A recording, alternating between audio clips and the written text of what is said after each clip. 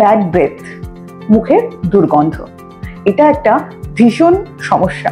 মুখের যে চারপাশে দাঁত বা মুখের মধ্যে যেটা পরিষ্কার করার সেটা, যেমন ধরুন একটা ফল আছে যেটা সিজনাল ফল, সবসময় হয়তো পাওয়া যায় না, তবুও সেটা যদি পান আপনারা সেটা কিন্তু খাবেন।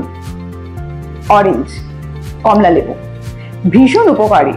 স্কিন হেয়ার তো আছেই, তার সাথে সাথে কিন্তু আমাদের এই ব্যাড ব্রেথ দূর করে, সবসময় মুখটাকে ফ্রেশ রাখে। এর সাথে আমাদের তো ব্রাশ করতে হবে দুবার।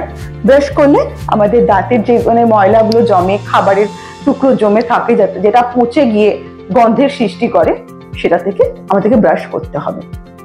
আর রইল বাকি আরেকটা, সেটা হচ্ছে মাউথ ওয়াশ। হ্যাঁ, আমরা যদি সকালে ঘুম থেকে উঠে একবার ব্রাশ করার পর মাউথ ওয়াশ করা যায়, আর রাত্রে শুতে যাওয়ার সময় ব্রাশ করে মাউথ ওয়াশ করতে পারেন, মানে যাতে মুখের মধ্যে একটা ব্যাকটেরিয়াগুলো নষ্ট করবে, একটা ফ্রেশনেস আসবে, ব্যাড ব্রেথটা দূর করবে, সেক্ষেত্রে আমাদের দুবার করে এটা করতে হবে।